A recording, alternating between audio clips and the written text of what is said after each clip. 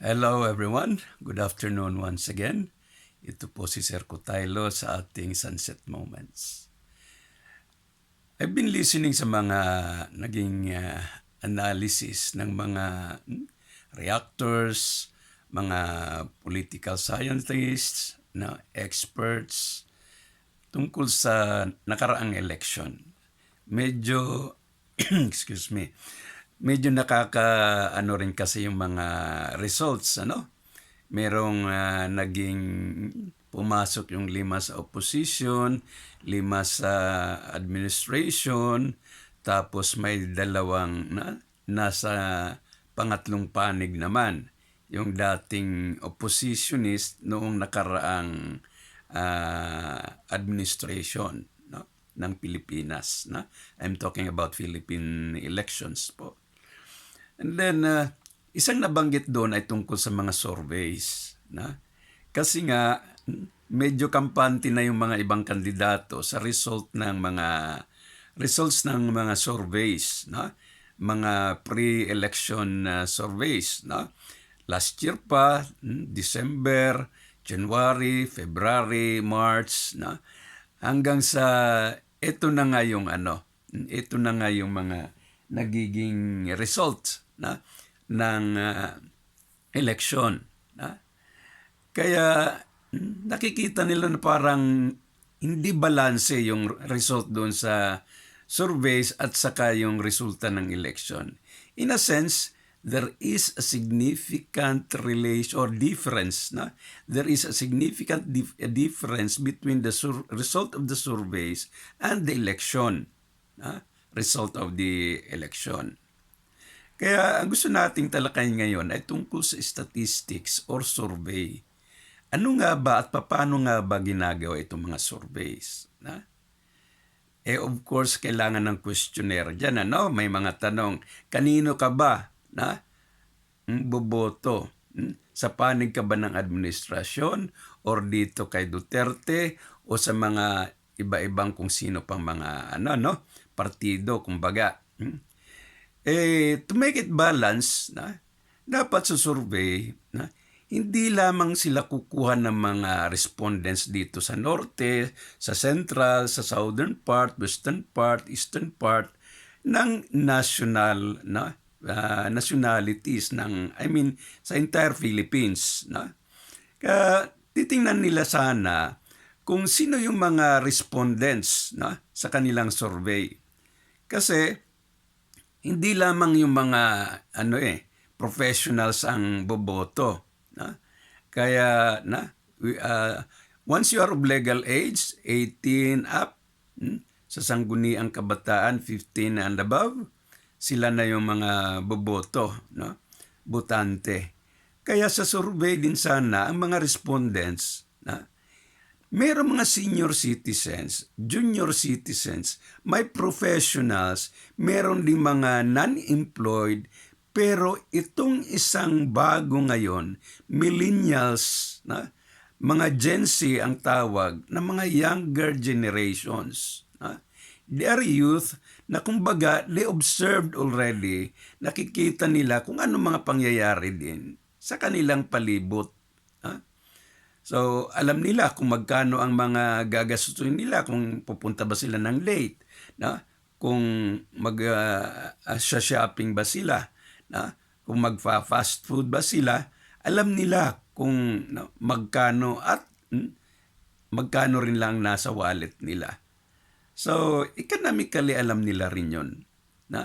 And they know kung yung mga cause and effect, kung bakit ganun lang ang pera nila, pabaon sa kanilang mga magulang nila. Bakit hindi sila disco or makapunta-punta sa kung saan, mga live shows or movies, dahil nga sa kakulangan.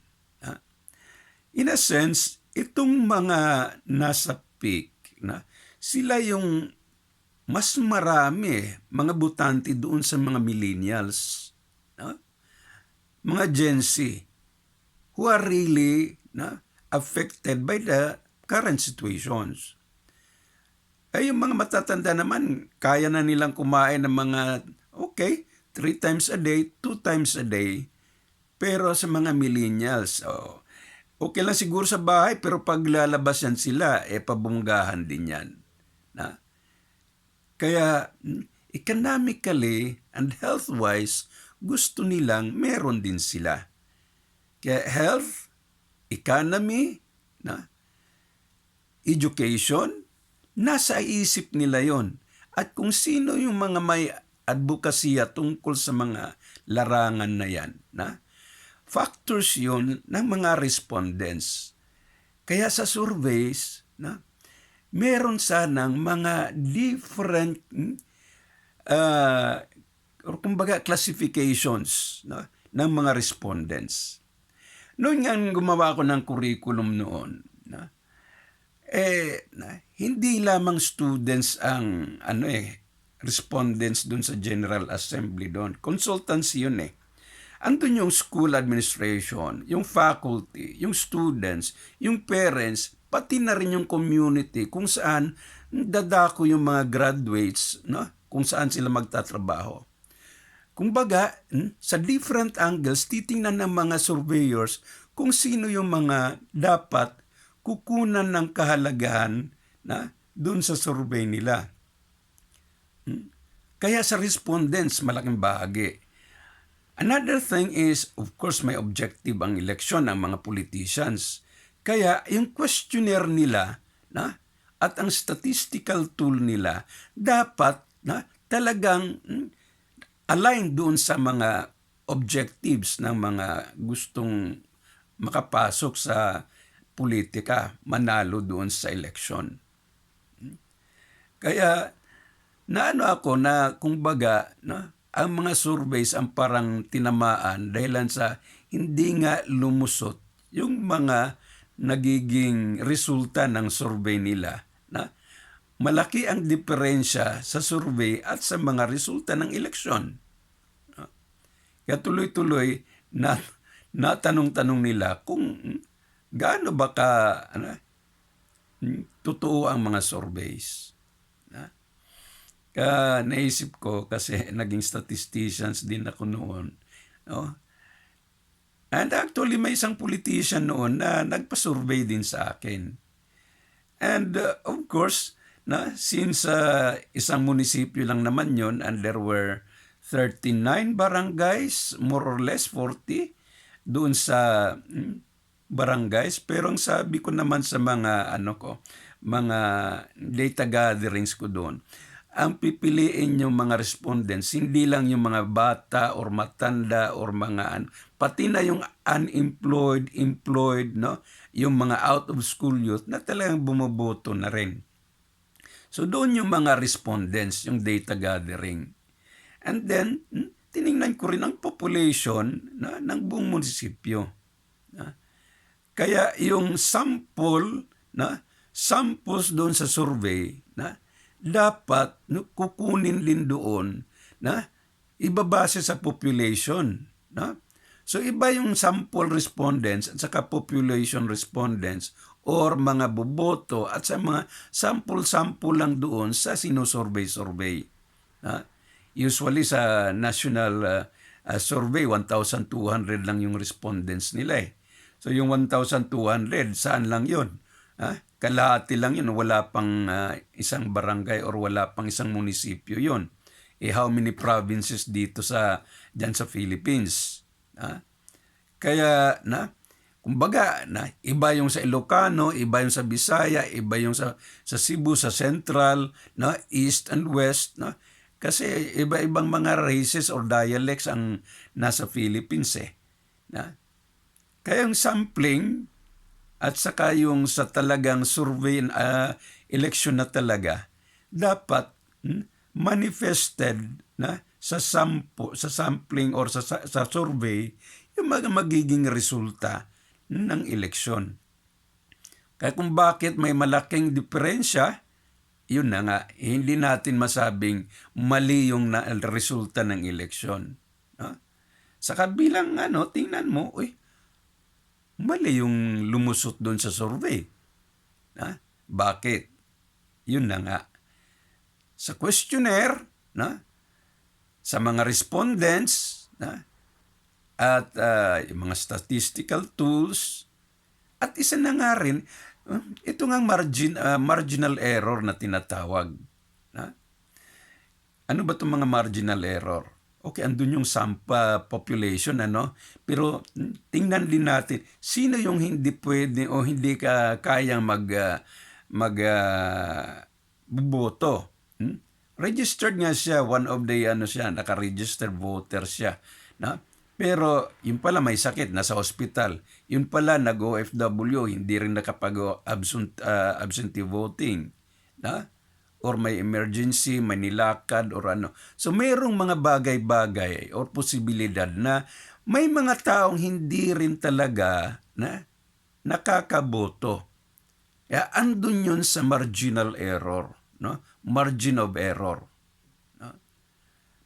So itong mga bagay-bagay na ito, importante yan sa mga surveys and statistics. Kaya eto nga nakakatawa pero yun ang resulta. Pumunta sila sa mga entertainers kasi nga sikat ang mga entertainers. Yung mga elitista naman, pumunta sa kung sino-sino yung mga influencers, meron na rin mga vloggers, content creators, influencers na kinukuha-kuha nila, mga nang-a-attract sa mga gathering para sa kanilang kampanya. May mga balimbingan din kung saan-saan, mga traditional politicians or sistema ng politics sa Philippines. May vote buying, mayroong balibaliktaran, balimbing, and ayun, iba-ibang kulay sa politika. Kaya nga, nabanggit ko kahapon, wala talagang partido sa eleksyon. Walang iba-ibang kulay sa eleksyon. Sa survey, parang salamin sana yun eh. Pero kung malabo naman pala yung salamin mo, huwag kang basta-basta asa na lang sa survey. Sa kampanya talaga, face-to-face, na talagang pakilala mo yung sarili mo, sabihin mo kung ano yung mga advokasya mo at hindi lamang sa marunong kang sumayaw, marunong kang kumanta, at aakit ng mga mamboboto, kung ano yung sinabi mo, mga pangarap at mga pangako mo, yung mga doable, manageable, simpleng bagay na talagang will go direct sa mga pangangailangan ng mga botante o ng mga mamamayang Pilipino. Yun ang isang tinitingnan nila. Mas marami ngayon ng mga Gen Z, mga millennials na botante. Doon sana tinutukan ng mga politicians yung mga pagkakampanya nila. Kaya ito ang isang nagiging reaction ko kung bakit ganun na nga rin. Kaibigan ko, top-notcher sana siya nung nakaraang eleksyon, tapos biglang nahatak, bumaba, naging tail talaga siya, parang si Amy Marcos, pero top-notcher siya noon. Sabi ko, anong nangyari? So I tried to research kung paano. May mga siraan, demolition team. Pangalawa, of course, kung fresh candidate ka, novice ka doon, talagang wala pa silang masabing ay, wag dyan, manluloko yan. Hindi nila masabi yun kasi kapapasok mo pa lang. Pero after your term, meron na silang nakita sa performances mo. Maganda man ang mga nagawa mo, pero sa public relations, hindi mo talaga naidokumento at naipabahagi sa lipunan mo kung ano yung mga nagiging achievements mo. Mahalaga din yan, public relations dyan, na dapat meron ka talagang mga press release or, mga front talks, kahit nasa online, para magkaroon din ng kapahayagan, transparency, na freedom of expression, na kung saan hindi naman sa magbubuhat ka ng sariling bangko, kundi pakita mo kung ano yung mga magiging resulta ng proyektong naumpisan mo at paano ito, hanggang kailan ito, at sino makikinabang dyan. It's a part of public relations. Kaya kung hindi nila alam ng mga botante kung ano yung mga contributions mo during your first term, medyo alanganin ang pasok mo sa second term. Bakit? Hindi talaga naging transparent yung first performance mo, first term. Medyo mahabang reaction sana ito, pero ito lang mga basic na nakikita ko rin lang.